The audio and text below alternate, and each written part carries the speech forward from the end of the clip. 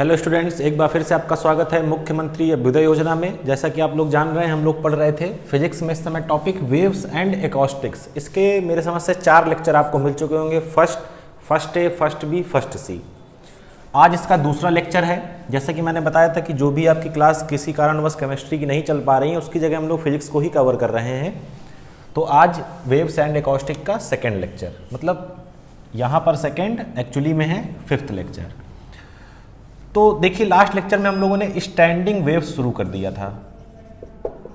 Standing waves, या इसी को आप बोलते थे स्टेशनरी वेव।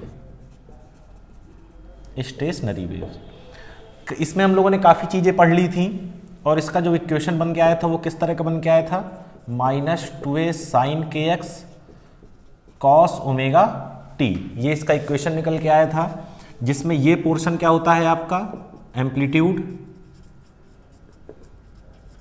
और ये होता है आपका फेज। नॉर्मल जो आप इक्वेशन लिखते थे प्रोग्रेसिव वेव की, वो इस तरह होती थी, a sin omega t minus K x type की। लेकिन स्टैंडिंग वेव्स की इक्वेशन थोड़ा इससे डिफरेंट होती हैं। ये अगर आपने प्रीवियस लेक्चर नहीं देखा तो उसको जाके आप देख सकते हैं, ठीक है ना। तो एम्पलीट्यूड यहाँ पर देखिए क्या होता था, कांस्टेंट होता था। लेकिन यहाँ का एम्पलीट्यूड जो है वो साइन का फंक्शन है।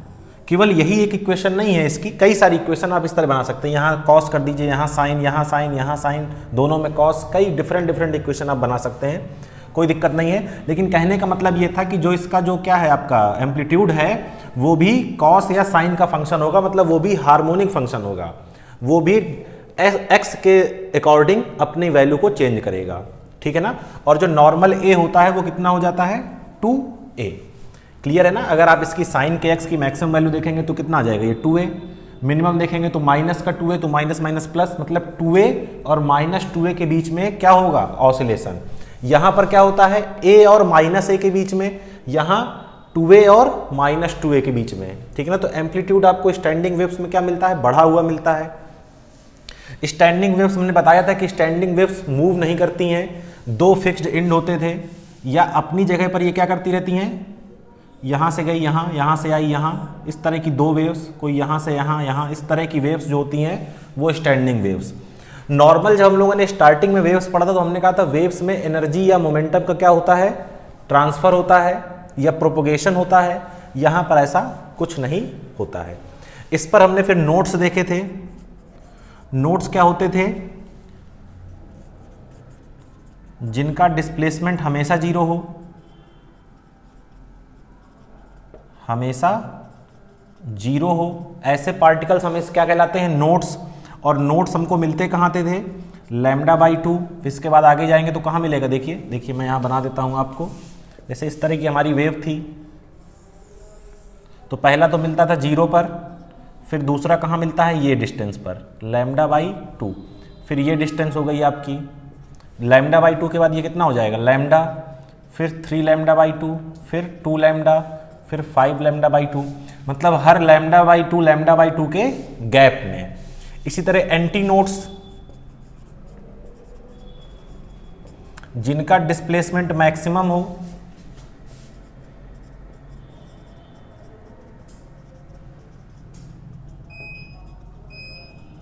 जिनका डिस्प्लेसमेंट क्या हो आपका, मैक्सिमम हो।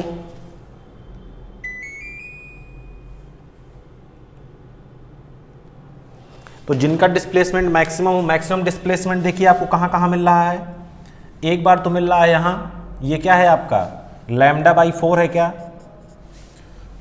फिर इसके बाद कहाँ मिल रहा है, यहाँ, इसको आप क्या बोल सकते हैं, λ/2, और फिर ये λ/4, λ/2 प्लस λ/4 कितना आ गया, 3λ/4।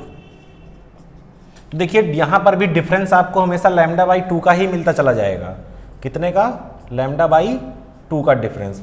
तो यानी कि 2 कॉन्जिक्यूटिव नोड्स के बीच की डिस्टेंस हमेशा क्या रहेगी, λ/2। ये जरूरी नहीं है कि हमेशा λ/4 पर एंटी नोड और λ/2 पर नोड्स ही बने, ये बिल्कुल जरूरी नहीं है। लेकिन 2 नोड्स के बीच की डिस्टेंस हमेशा λ2 रहेगी, और 2 कंसेक्यूटिव नोड्स या इसी को एंटी नोड्स। चाहे नोड्स हों चाहे एंटी नोड्स हों, दो कॉन्जिक्यूटिव यानी कि क्रमागत नोड्स और एंटी नोड्स के बीच में आपको हमेशा जो डिस्टेंस मिलेगी वो λ/2 की ही मिलेगी। इस चीज़ को याद रखिएगा, इसका बहुत ज़्यादा यूज करना है हमको अभी जब मोड्स ऑफ वाइब्रेशन पढ़ेंगे। तो ये जो आया था हम लोगों का, ये आया था जब फिक्स्ड एंड पर हो रहा था काम, फिक्स्ड एंड रिफ्लेक्शन। अगर मैं इसको फ्री एंड कर दूं तो फ्री एंड में होगा क्या, देखो कुछ ना होगा, एक निगेटिव जो पाई का फेस चेंज आता था वो फेस चेंज नहीं आएगा। जब वो फेस चेंज नहीं आएगा तो ये इक्वेशन थोड़ा सा चेंज हो जाएगी। क्या हो जाएगी, ये इक्वेशन थोड़ा सा चेंज हो जाएगी। थोड़ा चेंज होकर ये कैसी बन जाएगी, 2a cos kx, 2a cos kx sin omega T. देखिए अभी भी सब कुछ वही है, इस बार आपका एम्पलीट्यूड ये है। यहाँ पर एम्पलीट्यूड जो था कहाँ गया, वो साइन का फंक्शन था, यहाँ पर जो एम्पलीट्यूड है वो कॉस का फंक्शन है। नोट्स एंटी नोट्स सब कुछ क्या मिलेंगे आपको, सेम मिलेंगे, उसी तरह मिलेंगे, बस वेव का जो डायग्राम है वो चेंज हो जाएगा। साइन का कहाँ से शुरू होता है, ओरिजिन से, यहाँ से, पिछली बार का देखिए ऐसे बना था इस तरह। कॉस का कहाँ से शुरू होता है आपका, पॉजिटिव ऊपर से, तो ये कैसे बनेगा, ऐसे बनेगा, ठीक है ना, और कोई डिफरेंस नहीं आने वाला है, ठीक है ना। तो आप स्टैंडिंग वेव्स की कई इक्वेशंस लिख सकते हैं, कोई बाउंडेशन नहीं है, इसकी बहुत सारी इक्वेशन बनाई जा सकती हैं, बस इक्वेशन का फॉर्म यही रहेगा, इक्वेशन का फॉर्म यही रहेगा, क्लियर है ना। इक्वेशन का फॉर्म यही रहने वाला है। जैसे इसकी आप अगर कुछ इक्वेशन लिखना चाहें तो मैं यहाँ लिख देता हूँ, क्या लिख सकते हैं आप, y बराबर -2a sin kx cos omega T. दूसरी इक्वेशन लिख लीजिए, y बराबर 2a sin kx sin omega T. तीसरी इक्वेशन लिख लीजिए, y बराबर -2a cos kx cos omega T. Number 4 भी लिख सकते हैं, 2a cos kx cos omega T and so on. जितनी लिखनी हो उतनी लिख सकते हैं। आपको बस याद कर रखना है कि जो आपकी स्टैंडिंग वेव्स है वो नॉर्मल वेव की इक्वेशन से थोड़ा इक्वेशन चेंज आने वाली है, इस तरह की आएगी। नॉर्मल वेव का एम्पलीट्यूड पोजीशन पर डिपेंड नहीं करता, x की वैल्यू पर डिपेंड नहीं करता, लेकिन स्टैंडिंग वेव का जो आपका एम्पलीट्यूड है वो x का फंक्शन है, साइन का फंक्शन है, ठीक है ना। ये चीज़ आपको याद रखनी है। तो यहाँ तक था आपका स्टैंडिंग वेव्स का जो भी था ये इक्वेशन वगैरह का, नोट्स और एंटी नोट्स का कॉन्सेप्ट। अब हम लोग पढ़ने जा रहे हैं वो आपके एग्जाम पॉइंट ऑफ व्यू से बहुत इंपॉर्टेंट है, न्यूमेरिकल वहाँ से बहुत आते हैं। हम लोग पढ़ने जा रहे हैं मोड्स ऑफ वाइब्रेशन।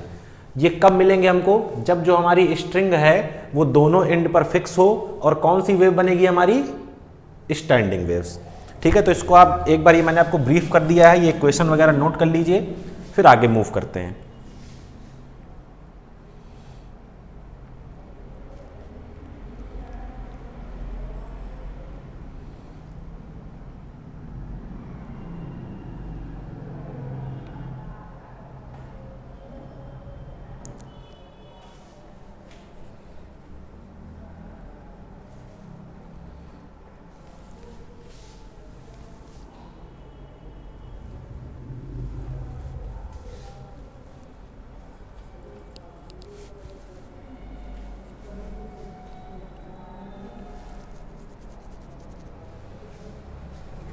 चलिए, तो मैं इसको मिटा रहा हूँ।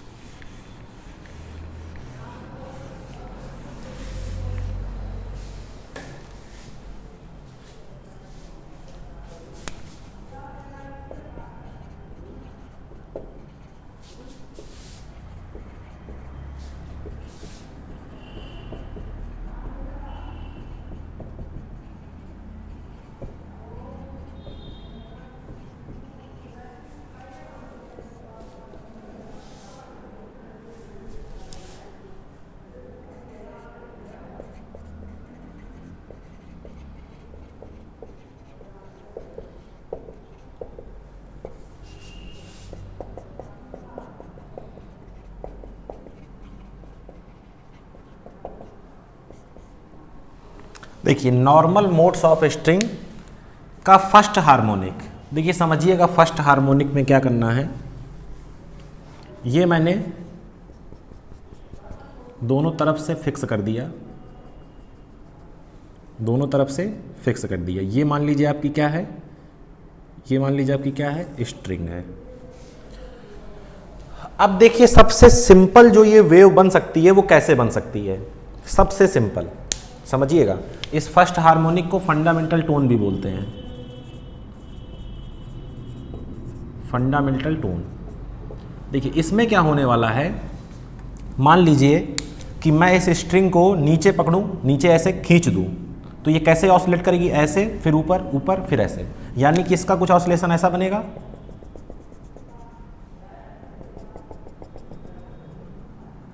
बना कि नहीं बना? इसको मैंने पकड़ के ऐसे पुल कर दिया, इसको ऐसे पुल किया तो ये ऊपर नीचे ऊपर नीचे ऊपर नीचे ऑसिलेशन होने लगा। ये ऊपर,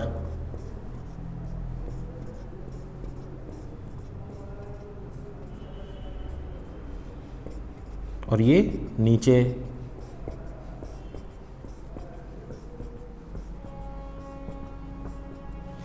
मान लीजिए लेट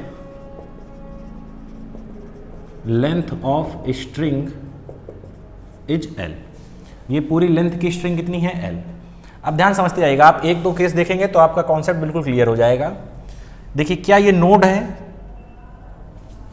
क्या ये नोड है, और ये क्या है आपका एंटी नोड। क्या ये दोनों नोड है? नोड्स की कंडीशन क्या होती है, डिस्प्लेसमेंट क्या हो, जीरो। तो देखिए डिस्प्लेसमेंट जीरो है, हमें केवल नोड से ही मतलब रहेगा, एंटी नोड से कोई मतलब नहीं है।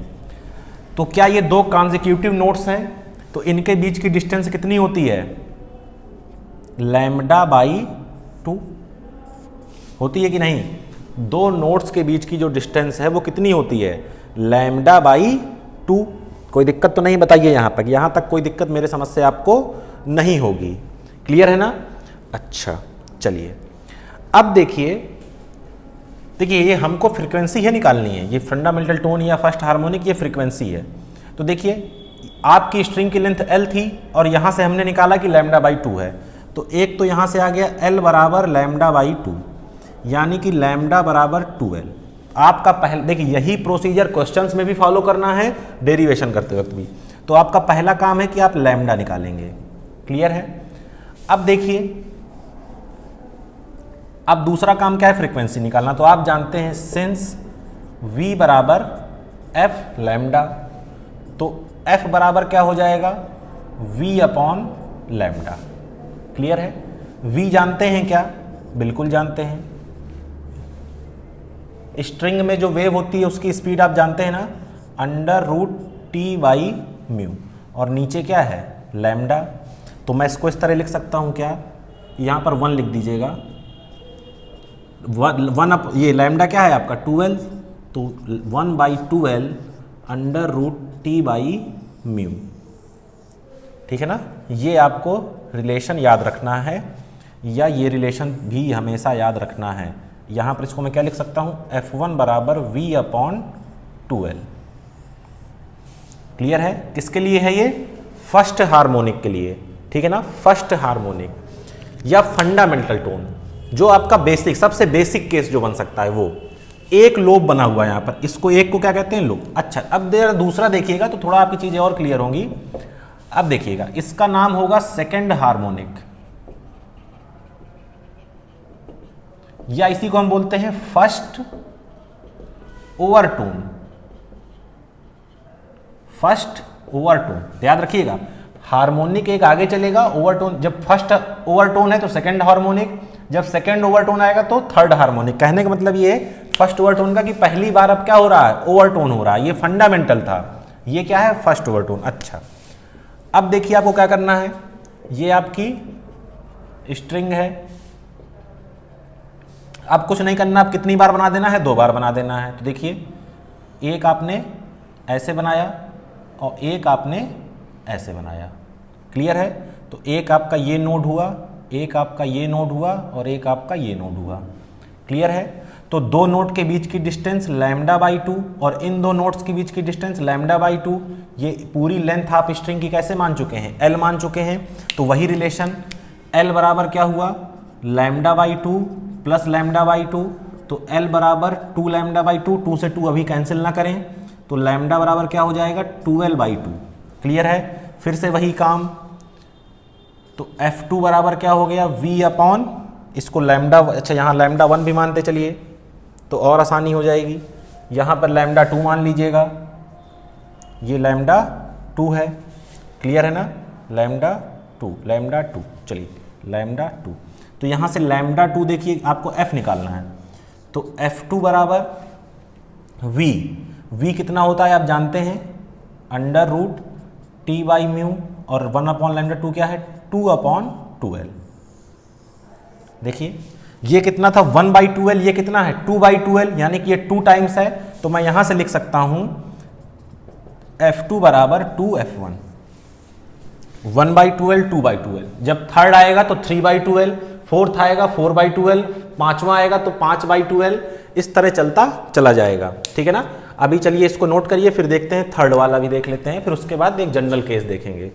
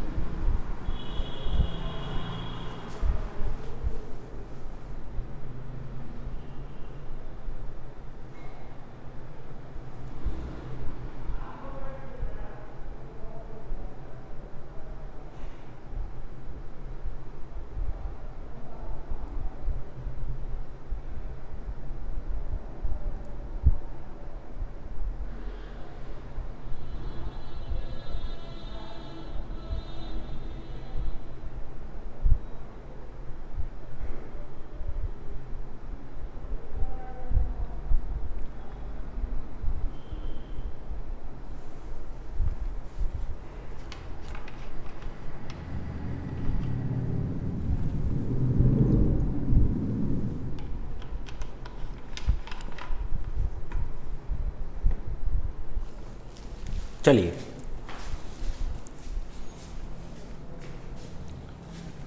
अब क्या आएगा, थर्ड हार्मोनिक, और ओवरटोन कौन सा होगा, सेकंड। ओवरटोन हमेशा एक पीछे चलता है। अभी इसके हम लोग बढ़िया बढ़िया क्वेश्चंस करेंगे।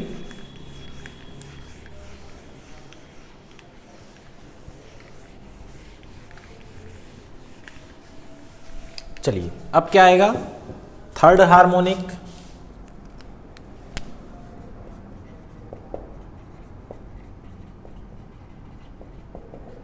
या सेकंड ओवरटोन, सेकंड ओवरटोन।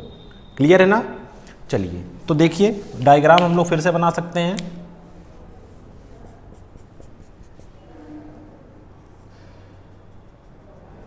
चलिए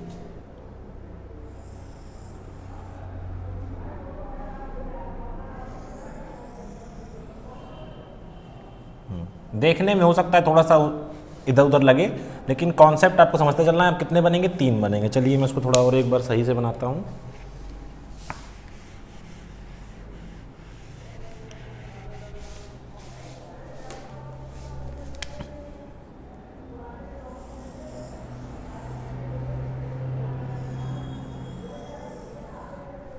इस बार सही है। तो देखिए एक नोड ये, एक नोड ये, एक नोड ये, एक नोड ये। अब तक आपको एक चीज़ और समझ में आ गई होगी कि जितने हार्मोनिक होंगे नंबर ऑफ नोट्स उनसे एक ज़्यादा होंगे। जब फर्स्ट हार्मोनिक था तो केवल 2 नोट थे अगल बगल, तो हार्मोनिक पहला नोट 2, जब सेकंड हार्मोनिक आया तो एक नोट बीच में आ गया, तो हार्मोनिक 2 और नोट्स 3। अब जब थर्ड हार्मोनिक है तो नोट्स देखिए कितने हो चुके हैं, 1 2 3 4। तो ये भी एक रिलेशन आपको दिमाग में रखना है। तो ये lambda by 2 lambda by 2 lambda by 2 पूरा कितना है L।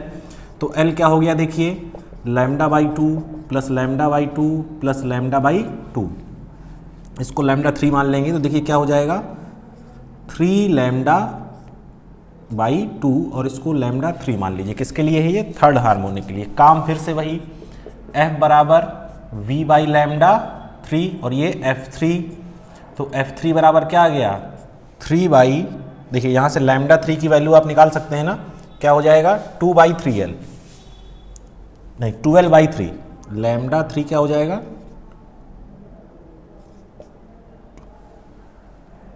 हाँ ठीक है चलिए, नहीं कुछ उल्टा हो रहा है क्या, 12 बाई 3, हाँ सही है सही है, चलिए चलिए 1 बाई 12 था पहले, फिर क्या था 2 बाई 12, फिर क्या था, अब 3 बाई 12 आना चाहिए ना।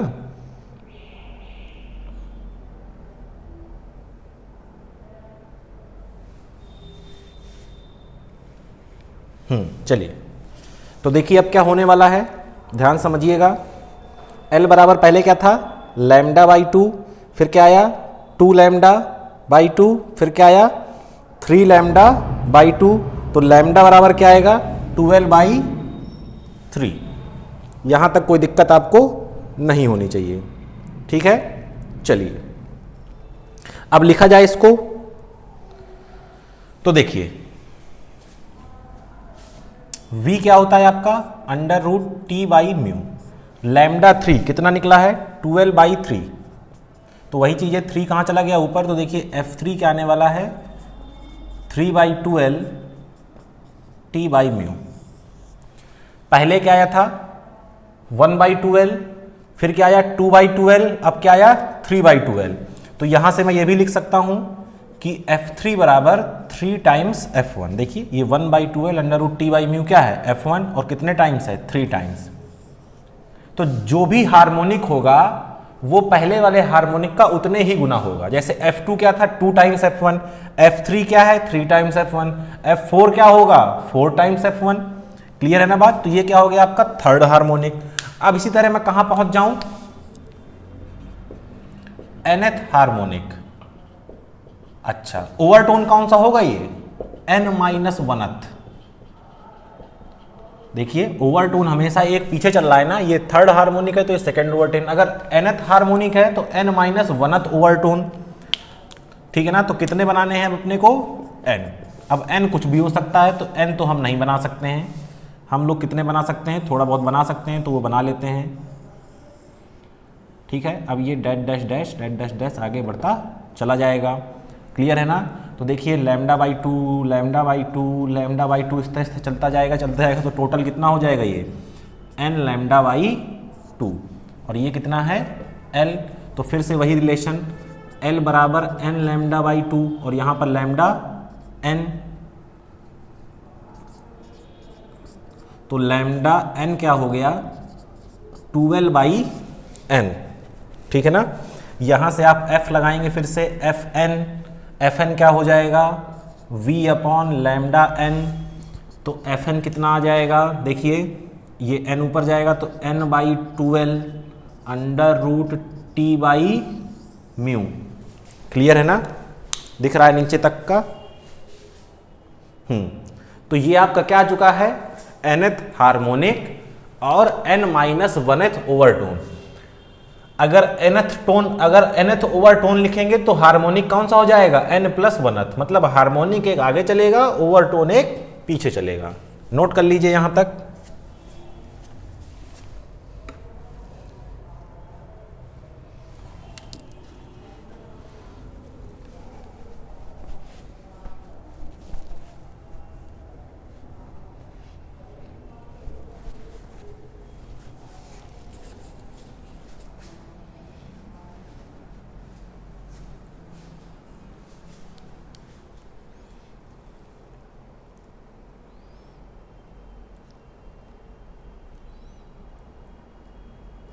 नोट कर लीजिए, फिर हम लोग मूव करते हैं क्वेश्चंस की तरफ।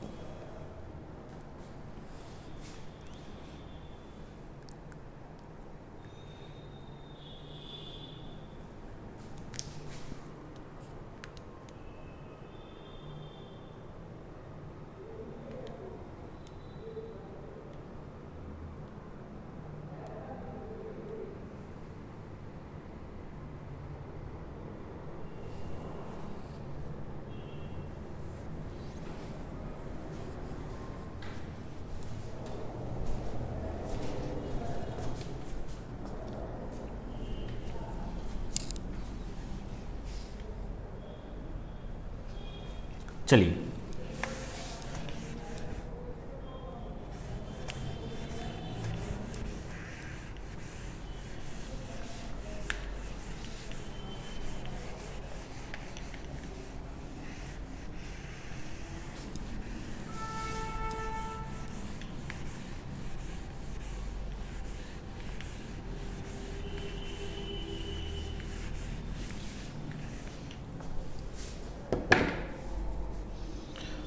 चलिए क्वेश्चन लिखिए।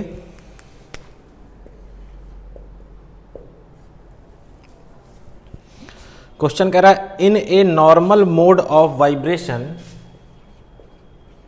इन a normal mode of vibration of a string tied at both ends, of a string tied at both ends, the difference in frequencies of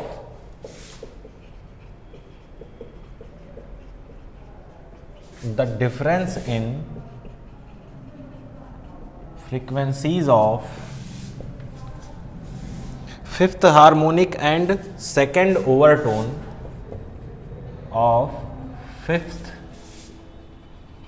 harmonic and second overtone is 54 hertz, is 54 hertz. The fundamental frequency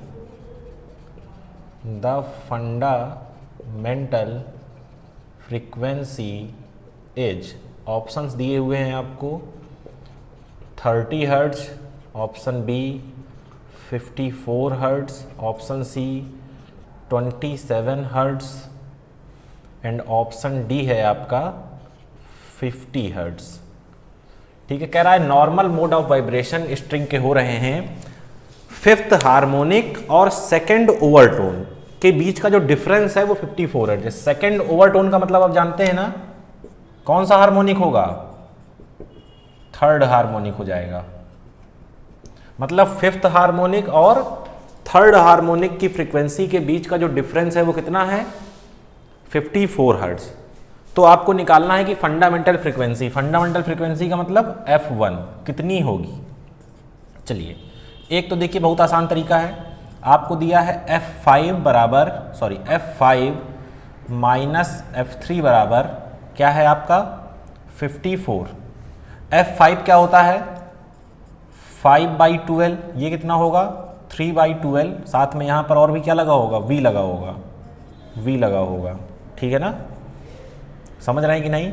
अच्छा देखिए छोड़ दीजिए इसको, ये बताइए मुझे क्या F5 बराबर 5F1 होगा, क्या F3 बराबर 3F1 होगा। इसको रख दीजिए तुरंत आंसर आ जाएगा। तो 5F1 माइनस 3F1 बराबर 54, तो F1 बराबर ये कितना आ गया 54, और ये 5 माइनस 3 करेंगे ना कॉमन लेकर, देखिए F1 को कॉमन लिया, 5 माइनस 3 बचा, उसको नीचे भेज दिया, तो 54/2, तो F1 बराबर 27 हर्ट्ज। अब जैसे अगर आपसे पूछता कि F1 निकाल लिया आपने, अब बताइए F5 कितना होगा, तो 5 गुना कर दीजिए, F3 कितना होगा 3 गुना कर दीजिए, F10 कितना होगा 10 टाइम्स कर दीजिए। अगर आपको ये फंडामेंटल फ्रीक्वेंसी मालूम है तो आप कोई भी फ्रीक्वेंसी निकाल सकते हैं, या अगर कोई अन्य फ्रीक्वेंसी मालूम है तो आप फंडामेंटल फ्रीक्वेंसी भी निकाल सकते हैं। ये रिलेशंस बहुत ही काम के हैं। ठीक है ना, अगर F2 को लिखना है तो क्या हो जाएगा 2 टाइम्स F1, अगर मान लीजिए F8 को लिखना है तो 8 टाइम्स F1। ठीक है ना, ये सब रिलेशन आप बना सकते हैं, इसमें कोई दिक्कत नहीं है। तो अपना करेक्ट आंसर क्या आया 27 हर्ट्ज। नोट कर लीजिए।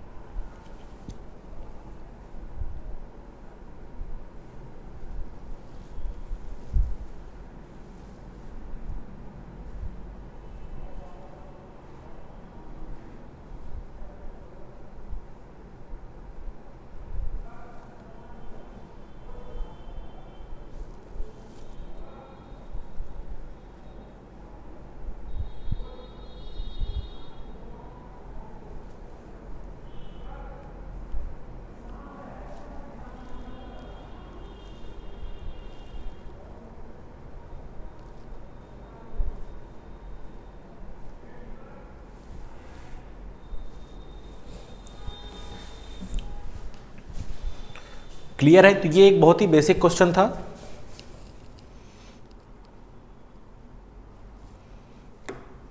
चलिए अब थोड़ा आगे बढ़ते हैं।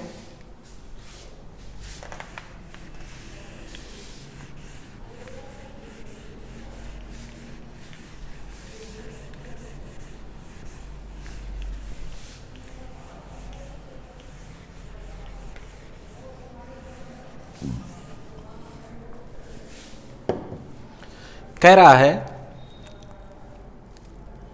A string fixed at both ends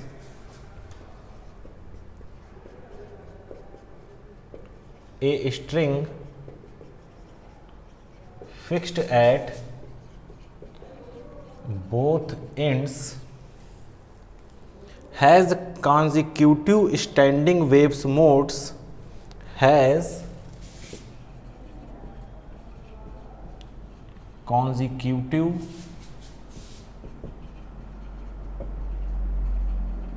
standing waves modes for which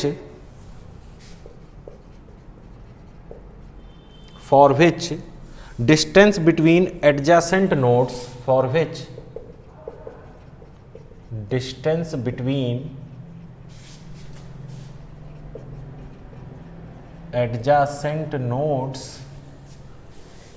are 18 centimeter and 16 centimeter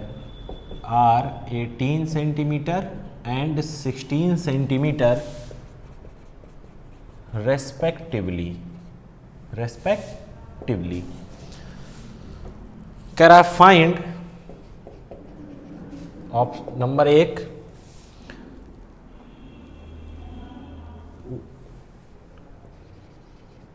what are the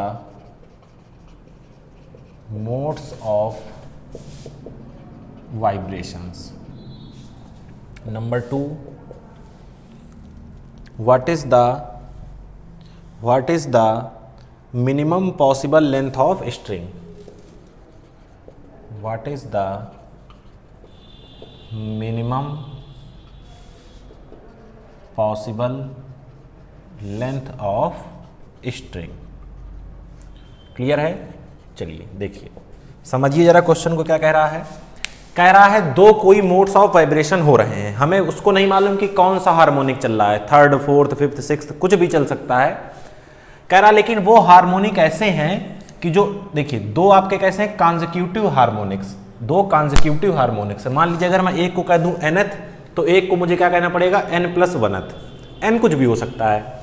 पहले वाले में जो दो नोट्स के बीच की डिस्टेंस है वो 18 सेंटीमीटर है, दूसरे वाले में 16 सेंटीमीटर है। तो सीधी सी बात है कि देखो इसमें नोट्स के बीच की डिस्टेंस क्या हुई, समझिएगा, कम हुई। मतलब ज़्यादा नोट्स बनेंगे तो इसका मतलब इसका हार्मोनिक क्या होगा, ज़्यादा होगा। तो इसको आप क्या मानिए nth और इसको क्या मानना पड़ेगा n+1th। तो देखिए मान लीजिए कि ये क्या है आपका nth वाला,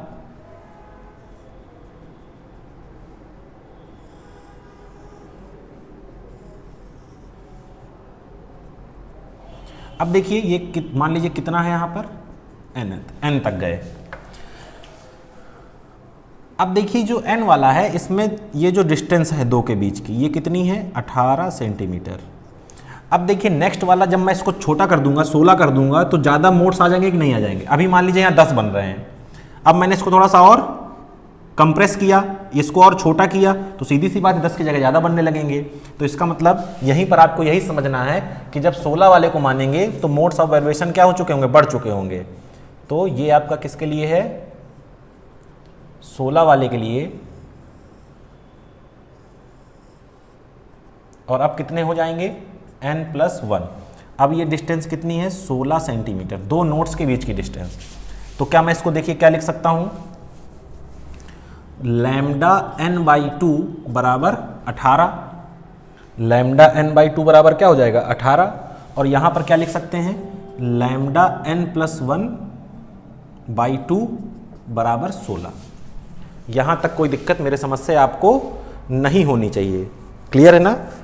लैम्डा n/2 बराबर 18 और लैम्डा आपका देखिए कितना हो जाएगा n+1 बराबर कितना हो जाएगा 16। अच्छा चलिए अब देखिए, एक के लिए कितना है लैम्डा बाई 2, 2 के लिए कितना होगा 2 लैम्डा बाई 2, 3 के लिए 3 लैम्डा बाई 2, तो n के लिए n लैम्डा बाई 2। तो यहां पर n लैम्डा n बाई 2 बराबर 18। सही है ना, यहां तक कोई दिक्कत आपको नहीं होनी चाहिए मेरे समझ से, ठीक है। और ये किसके बराबर होगा आपका, l के बराबर होगा कि नहीं होगा। ये जो डिस्टेंस है लैम्डा n बाई 2, ये n लैम्डा n बाई 2 ये किसके बराबर होगी आपके l के, बताइए।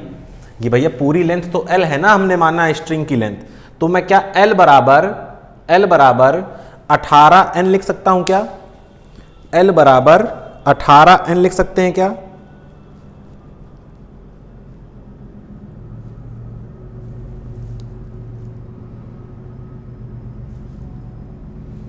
देखिए यहां समझिएगा, ध्यान समझिएगा, देखिए इस इक्वेशन को ना देखिए, छोड़ दीजिए इसे। देखिए यहां से लैम्डा n लैम्डा बाई 2 बराबर कितना है आपका 18, और ये किसके बराबर होता है आपका n लैम्डा बाई 2 l के, ठीक है ना। तो ये लैम्डा बाई, ये देखिए अब यहां से देखिए एक लैम्डा, सॉरी ये नहीं, ये लैम्डा बाई 2 की वैल्यू यहां से, एक मिनट छोड़ दीजिए इसको, छोड़ दीजिए चलिए। लैम्डा बाई 2 18 है, कोई बात नहीं, देखिएगा। अब मुझे ये बताइए ये पूरी लेंथ कितनी है l, मैं वो तरीका आपको बता रहा हूं जो सबसे सिंपल हो जाएगा। अच्छा छोड़ दी। अब देखिए इसमें कितने लैम्डा बाई 2 बने होंगे, क्या इसमें n लैम्डा बाई 2 बने होंगे, भाई ये लैम्डा बाई 2, ये लैम्डा बाई 2, ये लैम्डा बाई 2, ये लैम्डा बाई 2, सही है।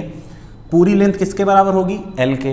ये जरा लैम्डा बाई 2 की वैल्यू 18 रखो यहां, तो l बराबर कितना आ जाएगा 18n, ये लैम्डा बाई 2 कितना है 18, इक्वेशन 1 मान लो। चलो इधर आ जाओ, सेम चीज यहां होगी, क्या होगी देखिएगा, n plus 1 lambda n plus 1 by 2 बराबर 16, इसकी सॉरी बराबर l, नीचे दिख रहा है कि नहीं,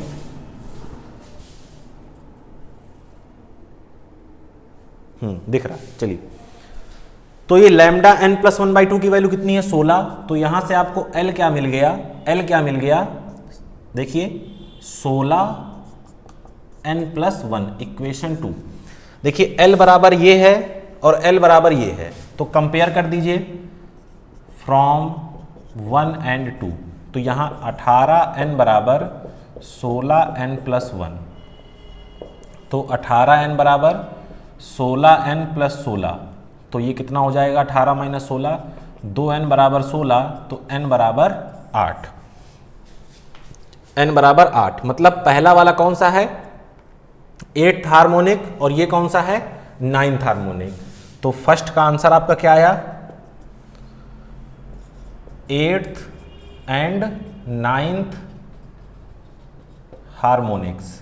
अच्छा सेकेंड पार्ट में लेंथ पूछ रहा है, तो ये n की वैल्यू उठाकर यहां रख दो, तो बाई इक्वेशन 1 l बराबर 18n, तो l बराबर 18 गुणे 8, कैलकुलेट कर लेंगे तो आंसर आ जाएगा क्या 144 आएगा क्या, किसमें सेंटीमीटर, क्योंकि ये आपको किसमें दिया हुआ है सेंटीमीटर में, ठीक है ना, नोट कर लीजिए।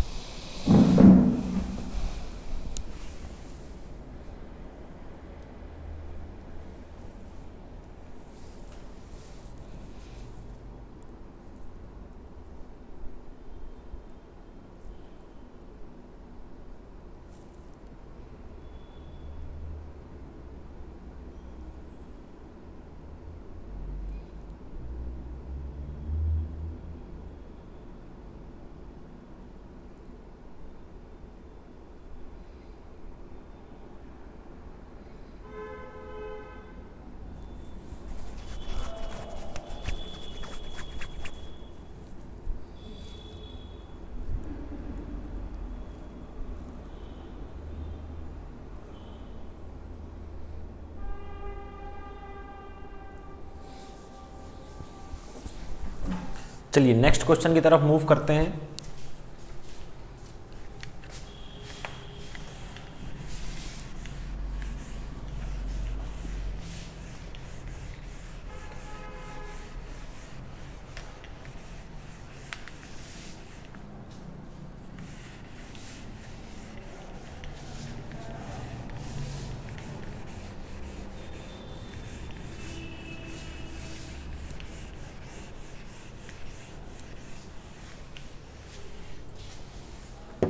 देखिए नेक्स्ट क्वेश्चन आपसे क्या कह रहा है,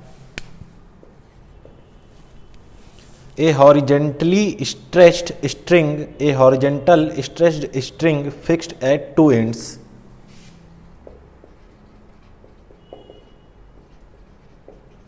a horizontal stretched string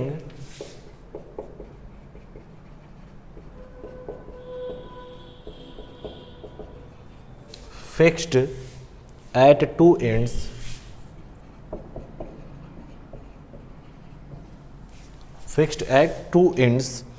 is vibrating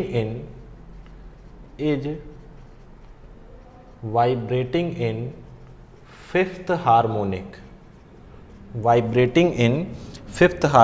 according to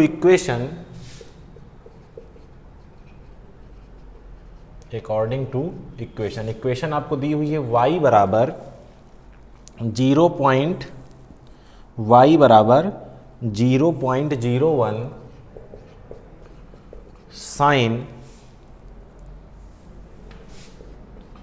62.8 metre inverse x और कॉस 628 सेकेंड इनवर्स t। ठीक है ना।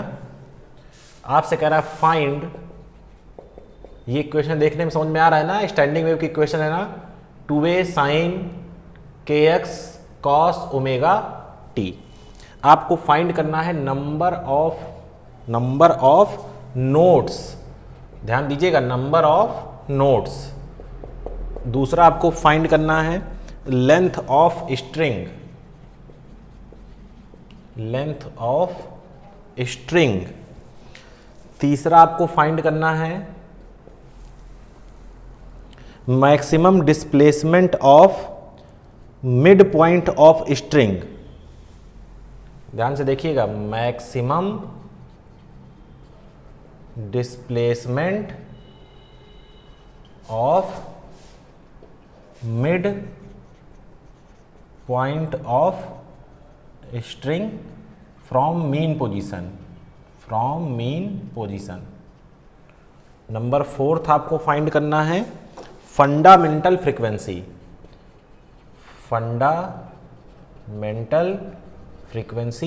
F1। क्लियर है। तो चलिए 1 बाय 1 सॉल्व करते हैं। चलिए पहले तो डायग्राम बना लीजिए, कौन से हार्मोनिक में है, 5th हार्मोनिक में।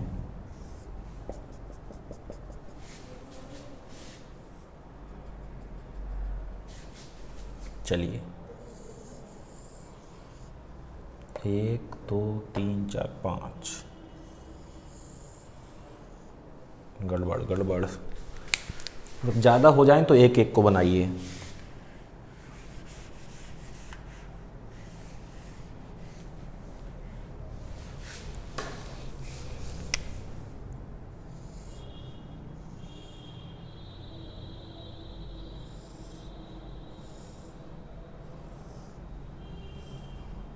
तीन बन गए।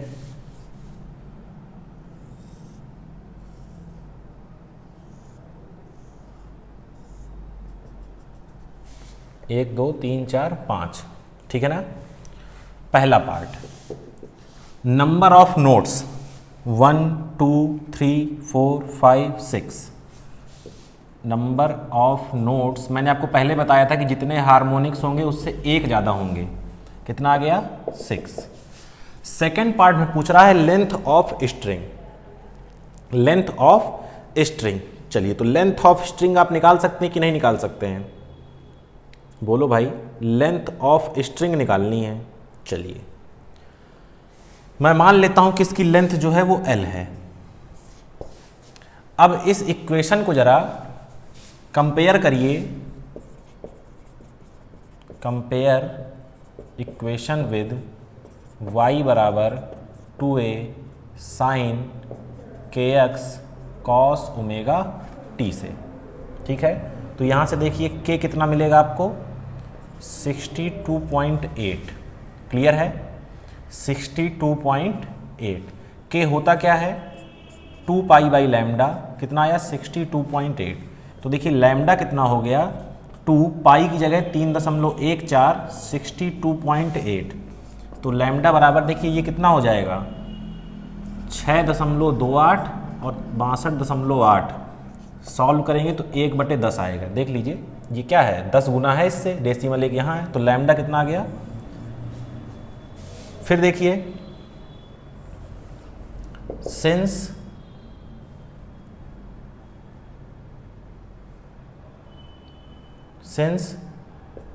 इन फिफ्थ हार्मोनिक में होता क्या है 5 टाइम्स लैम्डा बाई 2 लेंथ के बराबर होता है कि नहीं होता। देखिए ये लैम्डा बाई 2, ये लैम्डा बाई 2, ये लैम्डा बाई 2, ये लैम्डा बाई 2, ये लैम्डा बाई 2, कितने 5 लैम्डा बाई 2 एल आ गया। तो एल देखिए 5 लैम्डा कितना है भैया 1/10 और ये 2, तो 5/20 यानी कि 0.25 मीटर। लेंथ कितनी है 0.25 मीटर। अब देखिए थर्ड, देखिए थर्ड में देखिए आपसे क्या पूछ रहा है maximum displacement of mid point of string. अच्छा इस स्ट्रिंग का मिड पॉइंट देखिए जरा, ये 5 हैं, 2 यहां हटा दीजिए और 2 यहां हटा दीजिए, ठीक है ना। तो ये वाला जो बचा गोला बीच का, अब इसका मिड पॉइंट कौन होगा, क्या ये होगा जो यहां पर है ये पॉइंट, क्या यही मैक्सिमम डिस्प्लेसमेंट है। और मैक्सिमम डिस्प्लेसमेंट कहाँ होती है यहाँ 2a, तो ये कितना आ गया आपका मैक्सिमम डिस्प्लेसमेंट यानी कि एम्पलीट्यूड या y मैक्स 0.01 मीटर। क्लियर है ना। अब चौथा क्या बचा, चौथा बताइए क्या बचा फंडामेंटल फ्रीक्वेंसी। बहुत आसानी से आप इसको निकाल सकते हैं कि नहीं निकाल सकते बताइए। फंडामेंटल फ्रीक्वेंसी निकाल सकते हैं, क्या होगा देखिए, क्या होगा देखिए फंडामेंटल फ्रीक्वेंसी यानी कि फर्स्ट फ्रीक्वेंसी के केस में लैम्डा बाई 2 किसके बराबर होता है एल के, तो लैम्डा बराबर 2l। अच्छा आप जानते हैं कि f बराबर क्या होता है v बाई लैम्डा, तो लैम्डा तो आपको मिल गया, v निकाल सकते हैं क्या, v निकाल सकते हैं। जरा याद करिए आपको मैंने एक इक्वेशन पढ़ाई थी ax माइनस बी टी या ax प्लस बी टी करके, पढ़ाई थी कि नहीं पढ़ाई थी। अगर वो भी नहीं याद आ रही है तो देखो यहाँ जब तुमने कंपेयर किया है तो k कितना मिला है और यहीं से कंपेयर करके ओमेगा निकाल लो, तो ओमेगा 628 है। क्या ओमेगा बाई k क्या होता था relation, coefficient of t divide by coefficient of x होता था कि नहीं, coefficient of t divide by coefficient of x। तो क्या मैं इसको ओमेगा बाई k लैम्डा लिख सकता हूं, वैल्यू रख दीजिए आंसर आ जाएगा। तो ओमेगा बाई k और ये 2l। चलिए तो देखिए f बराबर ओमेगा कितना है भैया 628, k कितना है 62.8, 2 और l कितना है 0.25। क्लियर है। तो देखिए f बराबर ये देखिए ये इसका 10 गुना है, क्या डेसिमल हटाऊंगा 0 बढ़ेगा, कितना आ जाएगा यहाँ 10, 2 पंचे 10, तो बचा 5 और ये कितना है 0.25, तो दशमलव हटाया 2 0 बढ़ाए 25 दूनी 50, कितना आ गया 20 हर्ट्ज F1। ठीक है ना, कितना आ गया 20 हर्ट्ज। कितनी फ्रीक्वेंसी है फर्स्ट हार्मोनिक की 20 हर्ट्ज। नोट डाउन कर लीजिए।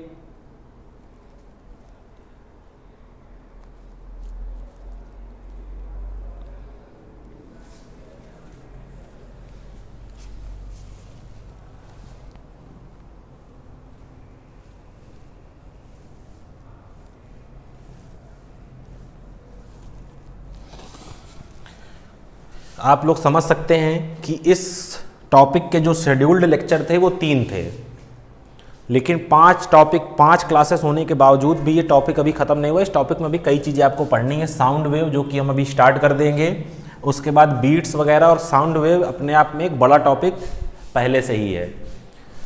फिर डॉपलर इफेक्ट भी आएगा। तो शेड्यूल में थोड़ा बहुत खामियां यही हैं कि टॉपिक के हिसाब से पर्याप्त क्लासेस नहीं दी गई हैं।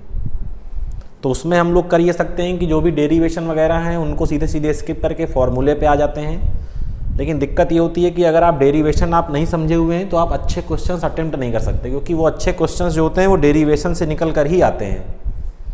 जो भी अच्छे क्वेश्चंस होते हैं वो हमेशा डेरिवेशन से निकल कर ही आते हैं।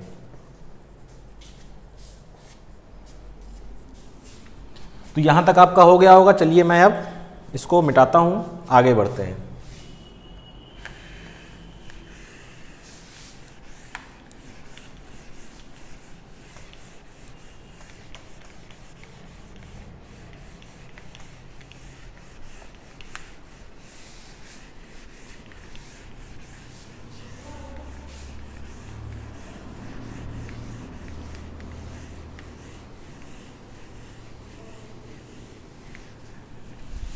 अब देखिए, अब हम लोग को जो पढ़ना है वो साउंड वेव पढ़ना है।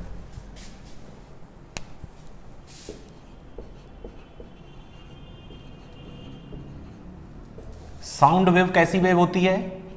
बताया था आपको, लॉन्गिट्यूडिनल वेव। लॉन्गिट्यूडिनल वेव अभी तक जो हम पढ़ रहे थे, कौन सी वेव पढ़ रहे थे?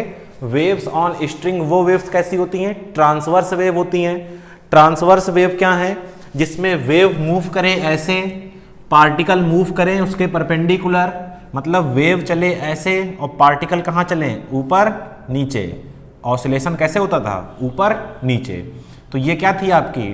ट्रांसवर्स। लेकिन लॉन्गिट्यूडनल में क्या होने वाला है? वेव भी इधर ही जाएगी और पार्टिकल भी इधर ही जाएंगे। ठीक है ना? तो देखिए, इसका ग्राफ हम लोग जब बनाते थे तो कैसे बन जाता था? क्लियर है? किसके लिए था ये? यहां पर। इसका भी जब हम ग्राफ बनाएंगे तो इसका ग्राफ भी ऐसे ही बनेगा, बस थोड़ा सा इंटरप्रिटेशन बदलेगा। यहां पर क्या होता था? ऊपर गया नीचे आया, ऊपर गया नीचे आया, ऊपर नीचे ऑसिलेशंस था। यहां पर क्या हम मानेंगे कि जब ये क्या है? पॉजिटिव है, ये जब पॉजिटिव में है और ये निगेटिव, ये पॉजिटिव ये निगेटिव, जब ये पॉजिटिव यानी कि ऊपर जा रहा है तो पार्टिकल कहाँ जाएगा? पॉजिटिव एक्स में। जब ये निगेटिव जा रहा है तो कहाँ जाएगा? निगेटिव एक्स में। तो देखिए हुआ क्या? पहले पार्टिकल गया पॉजिटिव एक्स में, फिर नीचे आया कहाँ? मीन पोजीशन में। कहाँ आया? मीन पोजीशन में। फिर कहाँ गया? निगेटिव एक्स में। फिर कहाँ आया? मीन पोजीशन में। फिर कहाँ गया? Positive mean negative, positive mean negative. ये भी तो ऑसिलेशन हो रहा है एक्स एक्सिस में। तो बस ग्राफ वही है, मीनिंग चेंज हो चुकी है। मतलब जो ग्राफ, अच्छा यहाँ पर इक्वेशन क्या आती थी? y बराबर a sign omega T minus K x या प्लस के एक्स, जो भी लिखना हो। इक्वेशन यहाँ पर भी लगभग इसी तरह की आने वाली है। ठीक है ना? डिस्प्लेसमेंट को आप इसी तरह यहाँ पर भी लिखने वाले हैं। तो बात आती है अंतर क्या है? अंतर ये है कि यहाँ पर क्या मूव करता था? नॉर्मल प्रोग्रेसिव वेव में एनर्जी और मोमेंटम। यहां पर क्या होता है? यहां पर transfer of pressure and density. ठीक है ना? Transfer of pressure and density. जैसे साउंड वेव कैसे ट्रेवल करती हैं? मीडियम उनको चाहिए। जैसे मान लीजिए हमने कुछ बोला तो एयर के पार्टिकल हैं यहाँ रूम में, उस एयर के पार्टिकल से होता हुआ प्रेशर और डेंसिटी आदमी के कान तक पहुंचता है और उसको वो सुनाई देता है। तो ये क्या है आपका? Sound wave. क्लियर है बात? तो ये साउंड वेव का बेसिक आइडिया है। अब देखिए इसमें चीजें कैसे आगे बढ़ेंगी उसको भी हम लोग समझ लेते हैं जरा सा। दो टर्म होते हैं, कंप्रेशन और रेयर फ्रैक्शन। ठीक है ना? मैं इसको मिटा रहा हूं।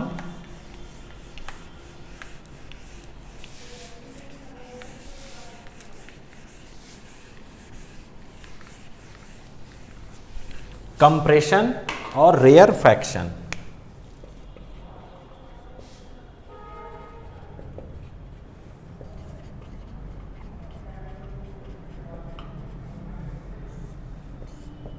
देखो ये दोनों एक दूसरे के अपोजिट हैं। कंप्रेशन शब्द आपने सुना होगा, किसी चीज़ को कंप्रेस करना, ठीक है ना, और रेयर फ्रैक्शन उसका अपोजिट है, मतलब किसी चीज़ को फैलाना। तो कंप्रेशन जब होगा तो प्रेशर जो है आपका वो क्या होगा, मैक्सिमम। जो डेंसिटी है वो भी क्या होगी, मैक्सिमम। रेयर फ्रैक्शन में प्रेशर क्या होगा, मिनिमम। जो डेंसिटी है वो भी क्या होगी, मिनिमम। क्लियर है ना। अब देखिए जरा मैं आपको बता दूं कि ये कैसे मूव करते हैं, ठीक है ना, ये कैसे मूव करते हैं। तो चलिए मैं इसको आप डायग्राम के थ्रू आपको समझाता हूं कि कैसे इनका मूवमेंट होगा। चलिए ठीक है।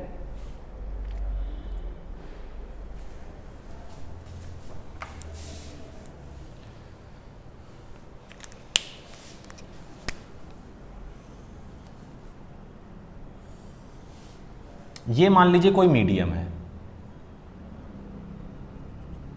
इस मीडियम के ये पार्टिकल्स हैं,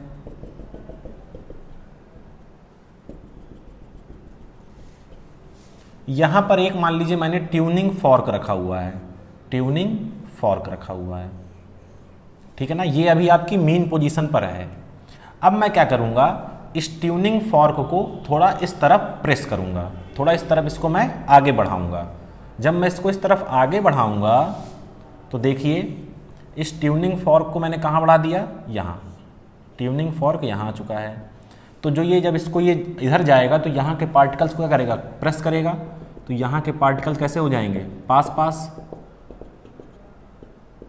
और आगे अपना उसी तरह चल रहा है। मान लीजिए हर जगह पार्टिकल दबेंगे लेकिन पास वाले पार्टिकल ज़्यादा दबेंगे।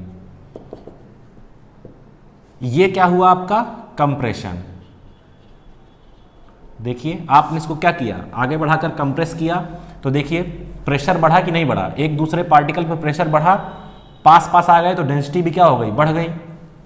ठीक है। अब मैं क्या करूंगा, अब मैं क्या करूंगा, इसको ले आऊंगा कहां, मीन पोजीशन पर।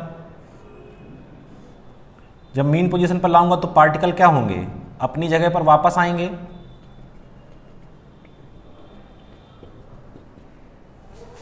अब मैं इसको पीछे ले जाऊंगा, अब मैं इसको यहां ले गया तो यहां के जो पार्टिकल थे वो और दूर दूर हो जाएंगे।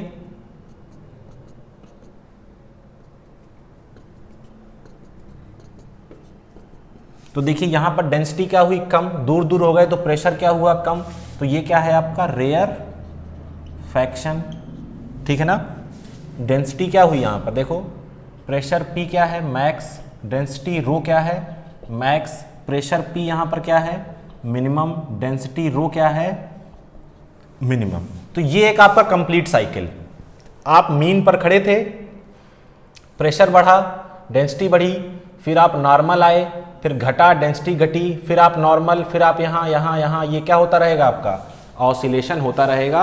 और ये क्या है आपका कंप्लीट साइकिल कि कैसे प्रेशर और डेंसिटी मूव करते हैं।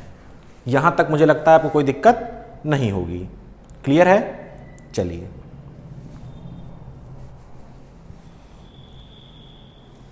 अच्छा देखिए, कंप्रेशन में प्रेशर बढ़ता है, रेयर फ्रैक्शन में प्रेशर घटता है। आप देख रहे हैं तो जो नॉर्मल आपका प्रेशर है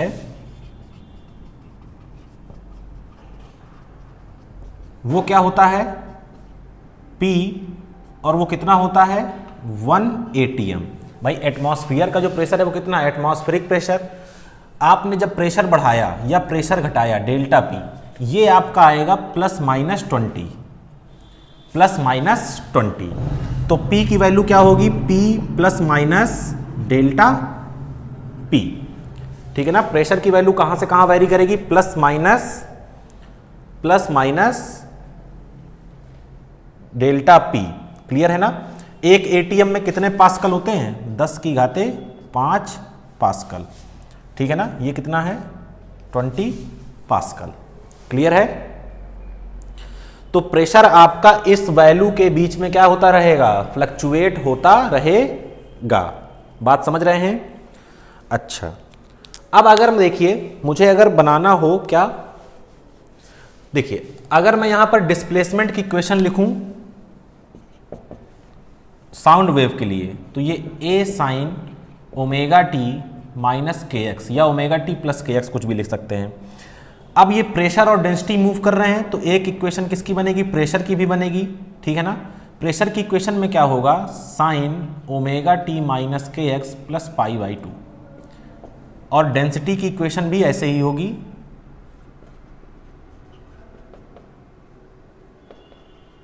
ये यहां पर अभी इसका एम्पलीट्यूड की वैल्यू कुछ ना कुछ आने वाली है, प्लस पाई बाई 2।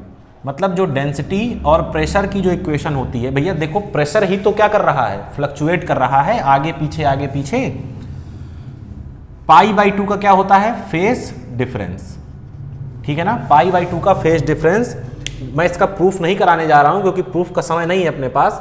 तो डिस्प्लेसमेंट, साउंड वेव में डिस्प्लेसमेंट की इक्वेशन और प्रेशर की इक्वेशन में क्या होता है, 90 का फेज डिफरेंस, ठीक है ना।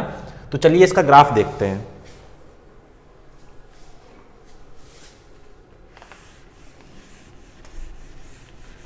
मैं डिस्प्लेसमेंट और P को कंपेयर कर रहा हूं, प्रेशर का जो आपका ग्राफ बनेगा और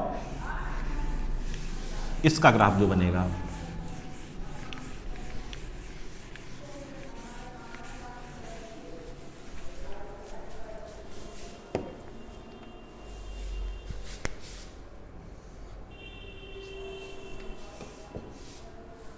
ये आपका डिस्प्लेसमेंट है x के साथ, और नीचे बनाने वाले हैं हम लोग डेल्टा P, ठीक है ना, किसके साथ, x के साथ, ठीक है। अब समझिएगा जरा,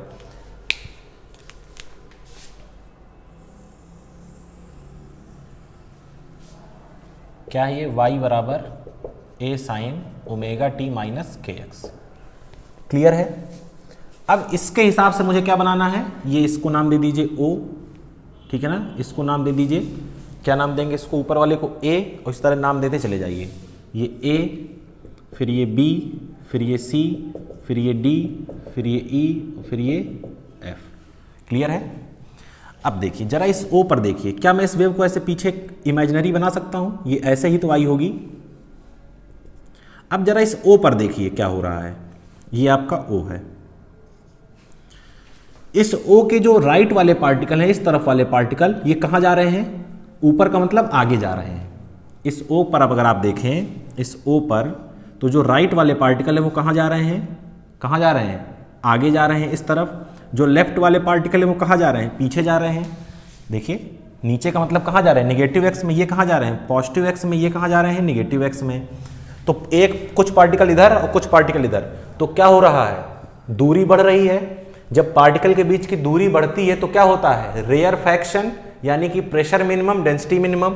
तो यानी कि यहां पर प्रेशर क्या रहने वाला है, मिनिमम रहने वाला है, रहने वाला है कि नहीं रहने वाला, यहां पर प्रेशर क्या रहने वाला है, मिनिमम।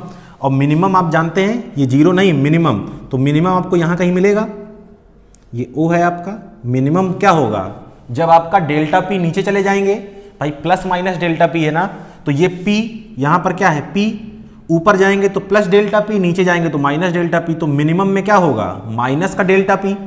अच्छा अब आ जाइए जरा A पर, कहां जाइए, A पर। A के लेफ्ट में देखिए जरा, A के देखिए राइट में देखिए, ये लेफ्ट में देख लीजिए, पार्टिकल कहां है, अभी ऊपर की तरफ हैं। भाई जो लेफ्ट वाले पार्टिकल हैं इसके, वो कहां जा रहे हैं, ऊपर की तरफ जा रहे हैं, मतलब कि पॉजिटिव पर ही हैं। ध्यान से समझिएगा, थोड़ा सा कॉन्सेप्ट है यहाँ, कहां पर हैं, पॉजिटिव पर ही हैं। और A के राइट वाले जो हैं वो भी कहाँ, देखिए ये कहाँ जा रहे हैं, पॉजिटिव एक्स, और ये भी कहाँ जा रहे हैं, पॉजिटिव एक्स। तो जब पार्टिकल अपने नॉर्मल पोजीशन पर हैं तो यानी कि वो कहाँ है, मीन पर। तो A आपका कहाँ है, इसका प्रेशर का जहां पर मीन है, ये, तो ये क्या आ गया आपका A, क्लियर है। अच्छा अब आ जाइए जरा B पर, अब आ जाइए जरा B पर। अब देखिए B पर क्या हो रहा है, B पर देखिए क्या हो रहा है। चलिए ये है आपका B। अब B पर ध्यान से समझिए क्या हो रहा है।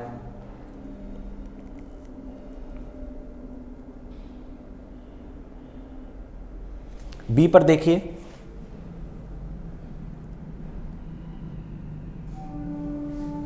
ये है आपका B। लेफ्ट वाले पार्टिकल देखिए जरा, ये वाले पार्टिकल कहां आ रहे हैं,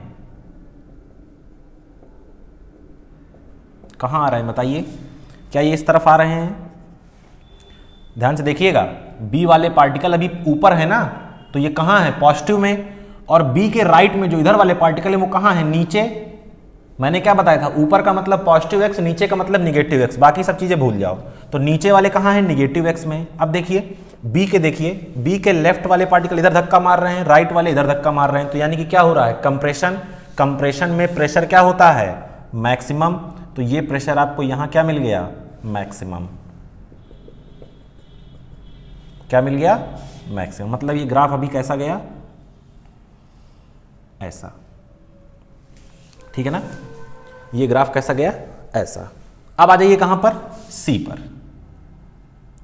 देखो सी के लेफ्ट में भी पार्टिकल नीचे हैं, मतलब ये भी कहां, निगेटिव एक्स, और राइट में भी निगेटिव एक्स, तो यानी कि यहां पर क्या होने वाला है, कुछ नहीं, नॉर्मल पोजीशन, यानी कि प्रेशर की मीन पोजीशन।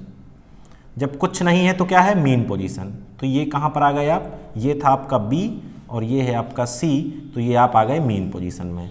क्लियर है? अब देखिए जो डी है, क्या ये डी ओ की कॉपी है? देखिए एक साइकिल यहां पूरा हो चुका है, ये डी किसकी कॉपी है, ओ की कॉपी है, तो यानी कि ओ पे क्या हुआ था, ये नीचे था, तो ये फिर से नीचे आएगा, ठीक है ना। फिर ई देखिए ए की कॉपी है, तो ये कहां आएगा, मीन पर आएगा, ठीक है ना, ये मीन पर यहां आया। देखिए ये आपका डी है, ठीक है। अब ये कहां आएगा, ई पर। ई क्या है आपकी, मेन पोजीशन है क्या, तो ई पर आया। फिर एफ जहां आएगा तो ये ऊपर चला जाएगा और फिर ये नीचे। तो ये आपका क्या है, प्रेशर का ग्राफ। आप देख सकते हैं ये साइन का ग्राफ है, ये कॉस का ग्राफ है, दोनों में कितना फेज डिफरेंस है, 90 का। तो ये क्या है आपका phase difference between displacement and pressure, 90 का फेज डिफरेंस। डेल्टा फाई बराबर पाई बाई 2। क्लियर है ना, यहां तक मेरे समझ से आपको कोई दिक्कत नहीं होनी चाहिए।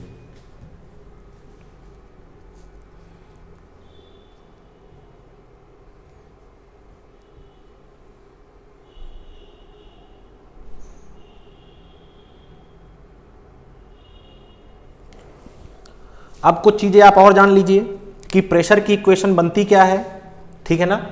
तो प्रेशर की इक्वेशन जो बनती है वो बनती है P naught sine omega T minus K X plus pi by 2। Clear है, पाई बाई 2 का क्या आ गया। और ये जो पी नॉट होता है ये होता है बीटा के ए sign omega T minus K X plus pi by 2। देखिए ये मैंने प्रेशर के लिए बनाया है, आप सेम चीज डेंसिटी के लिए बना सकते हैं, बिल्कुल यही इक्वेशन बनेगी, क्योंकि आप जान रहे थे जहां प्रेशर मैक्सिमम था वहां डेंसिटी भी मैक्सिमम, जहां प्रेशर मिनिमम वहां डेंसिटी भी मिनिमम, सेम बनेगी ये। ठीक है, अब यहाँ पे ये इक्वेशन आपको याद रखनी है, इसका डेरिवेशन हम लोग नहीं कर रहे हैं क्योंकि डेरिवेशन करने के समय अपने पास नहीं है। बस यहाँ पर ये समझ लीजिएगा कि ये बीटा क्या है आपका, बल्क मॉडुलस। बल्क मॉडुलस ये आपने इलास्टिसिटी में पढ़ा होगा, बीटा क्या होता है बताइए, P upon delta V by V, ठीक है ना। बाकी ये के तो आपका वही है वेव नंबर जो यहाँ वाला है, और ए को आप जानते ही हैं एम्पलीट्यूड। क्लियर है ना कोई दिक्कत ना होनी चाहिए आप लोगों को यहाँ पर, ठीक है। डेल्टा पी क्या है, बीटा के ए, तो बीटा के ए इसका टोटल क्या हो जाएगा, एम्पलीट्यूड। ये पूरा का पूरा क्या है आपका बीटा के एम्पलीट्यूड, मतलब डिस्प्लेसमेंट का एम्पलीट्यूड कितना है, डिस्प्लेसमेंट वाली इक्वेशन का ए, और प्रेशर वाली इक्वेशन का एम्पलीट्यूड कितना है, बीटा के ए। ये पूरा क्या है आपका एम्पलीट्यूड, और ये आपका फेज है। क्लियर है ना। अगर आप डेंसिटी की इक्वेशन लिखना चाहें, किसकी इक्वेशन, डेंसिटी की, तो यहाँ रो जीरो मतलब इसका amplitude sign omega T minus K X plus pi by 2। ये किसकी इक्वेशन आ गई, डेंसिटी रो की इक्वेशन आ चुकी है। क्लियर है ना। डेंसिटी की वैल्यू क्या आने वाली है आपकी, रो के ए, रो के ए, तो रो बराबर रो के ए sign omega T minus K X plus pi by 2। ठीक है, ये प्रेशर मिल गया और ये डेंसिटी मिल गई, ये पूरा क्या है इसका एम्पलीट्यूड। ठीक है ना। तो ये काफ़ी चीज़ें हम लोगों ने आज कवर कर ली हैं। अब नेक्स्ट जो हम लोग को पढ़ना है वो पढ़ना है स्पीड ऑफ साउंड। क्या पढ़ना है? Speed of sound. तो मेरे समझ से अब हम लोग को क्या करना चाहिए, आज यहीं पर रोक देना चाहिए इसको।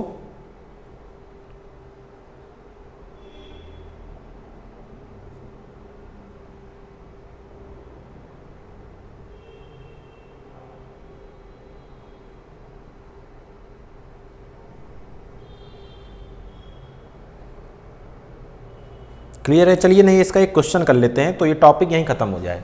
इसका एक क्वेश्चन भी करेंगे जिससे कि ये टॉपिक आज खत्म हो यहीं। चलिए, तो एक क्वेश्चन भी इसका करते हैं।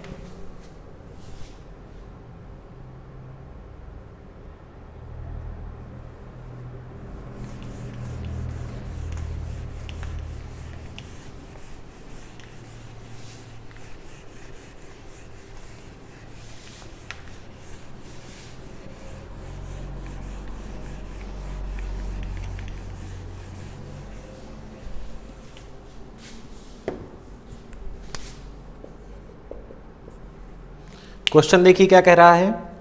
If A sound wave travelling in air, if A sound wave travelling in air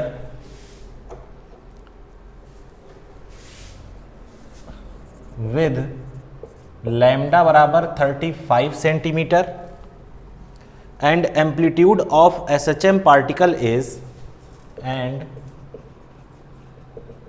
amplitude of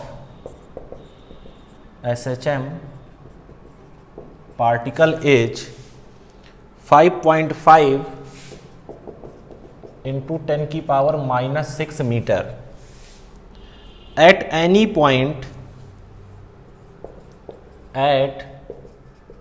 point pressure varies as 10 की power 5 ± 14 pascal. Find bulk modulus of medium. Find bulk modulus of medium. ठीक है ना? Bulk modulus of medium आपको चाहिए। Clear है? याद करिए, आपने क्या देखा है, डेल्टा पी नॉट बराबर बीटा के ए। ठीक है ना? ये आपने पढ़ रखा है। डेल्टा एम्पलीट्यूड आपने देखा था ना, एम्पलीट्यूड कितना था, बीटा के ए। क्लियर है? अब देखिए यहां पर डेल्टा पी आपको दिया हुआ है, देख लीजिए ये पी प्लस डेल्टा पी होता है, कितना दिया हुआ है, 14। क्लियर है? यहां तक कोई दिक्कत आपको नहीं होनी चाहिए। अच्छा, लैम्डा आपको दिया है, तो लैम्डा अगर आपको दिया हुआ है तो लैम्डा बराबर क्या हो जाएगा, देखिए के बराबर 2 पाई बाई के हो जाएगा। के क्या होता है, 2 पाई बाई लैम्डा। तो देखिए लैम्डा की वैल्यू निकाल लीजिए, 2 पाई, तो नहीं, अच्छा के की वैल्यू चाहिए ना आपको, तो के बराबर क्या होता है, 2 पाई बाई लैम्डा। तो 2 पाई 2 गुणे 3.14 और ये कितना हुआ, 35। ठीक है ना?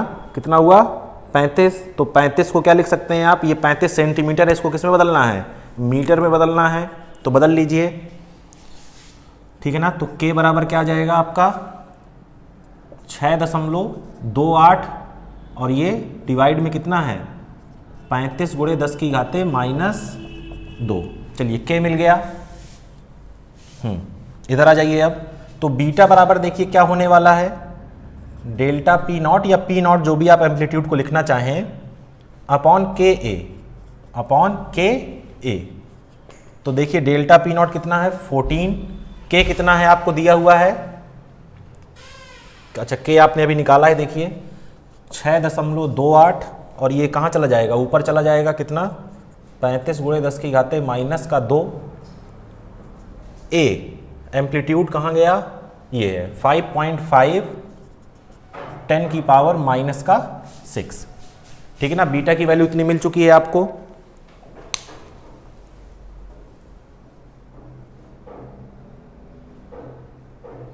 इसको कैलकुलेट कर लेंगे तो आपको क्या मिल जाएगा, बीटा मिल जाएगा। क्लियर है? तो यहाँ से अगर आप इसको कैलकुलेट करेंगे तो आपकी जो वैल्यू आने वाली है वो वैल्यू आएगी 1.41 10⁵ न्यूटन पर मीटर स्क्वायर, न्यूटन पर मीटर स्क्वायर। क्लियर है? तो यहाँ पर हम लोगों ने साउंड वेव पढ़ा और साउंड वेव की काफ़ी चीज़ें कवर हो चुकी हैं। कल हम लोग देखेंगे आगे इसके पढ़ेंगे speed of sound wave. Clear है? तो आज के लिए इतना ही, धन्यवाद।